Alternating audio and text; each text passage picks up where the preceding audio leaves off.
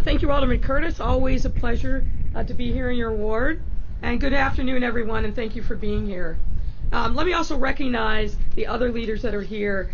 Chairman Gilbert Villegas, the chair of the City Council Economic, Capital, and Technology Development Committee. Alderman David Moore. Where did Alderman Moore?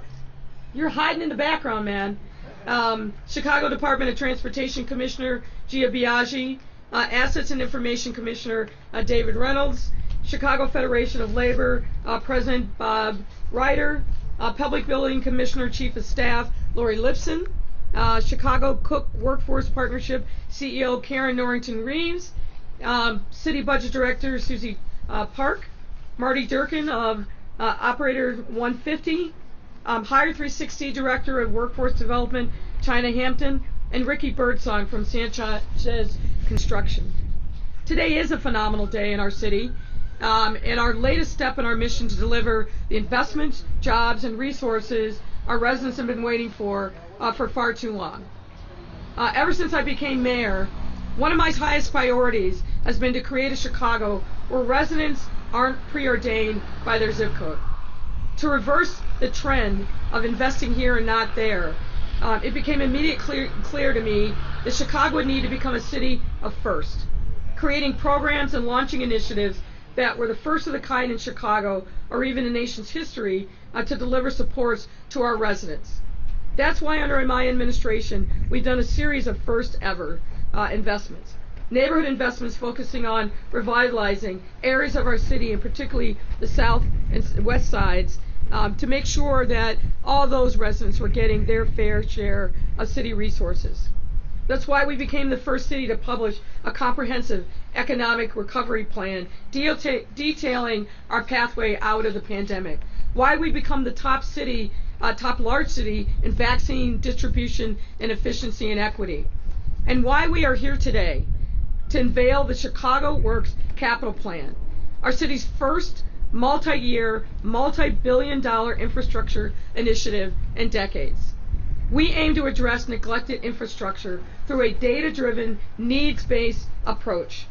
Now, these aren't issues that can easily be fixed overnight, but they must be addressed and not ignored. And we do that by meeting our residents where they are, listening intently to their concerns, and working alongside them to deliver exactly what they need. And that's what Chicago Works will do. First and foremost, by improving the quality of life for all of our residents through investments in critical public infrastructure we all rely upon every day. Our residents across our city have been asking for more streets and sidewalks to be paved, more of their streets and traffic lights to work properly, and for their neighborhoods to look more attractive. Folks, you know this, but quality of life matters.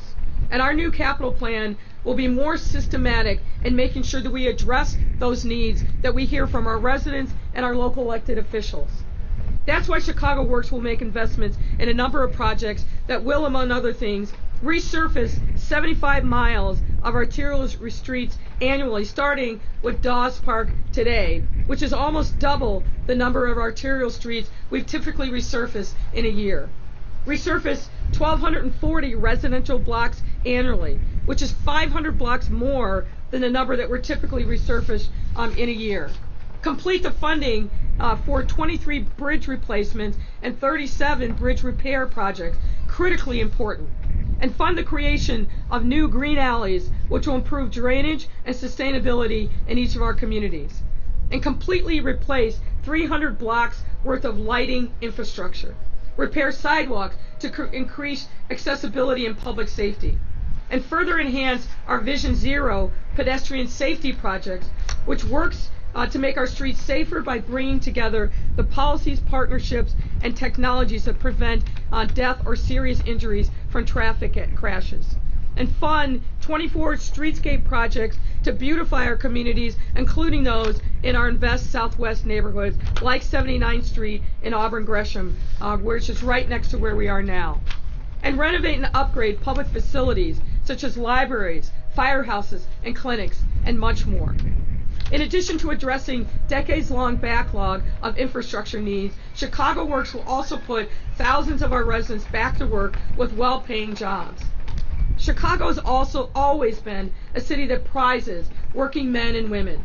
And for decades, people have migrated here from all over the world to be a part of our workforce. But the one thing that we hear over and over and again is pipeline, that our businesses need more talented, skilled workers to keep their jobs going.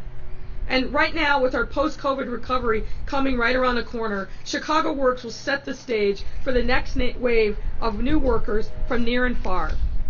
That's why within just the first 2 years of this project, Chicago Works will create hundreds of new jobs, union jobs, good paying jobs. And when we create these kinds of good jobs, we give a lifeline to the construction business. And those businesses do their own hiring and purchasing, bringing more people into the workforce, building up skills and resumes, and fueling our local economy when those workers spend part of their paychecks with local businesses. The bottom line here is a ripple effect on these investments is broad and wide and will benefit many. And another benefit of the Chicago Works program is in the arts. We aim to create arts jobs for communities that have been particularly hard hit by the pandemic by including public art as an infrastructure expenditure for the very first time, putting local artists back to work and further beautifying our communities. I want to also further highlight the fact that Chicago Works is a result of our city taking our own initiative, putting our own destiny into our own hands, and leading the way in our recovery. We didn't wait for the state or the federal government to fund us. We did this ourselves.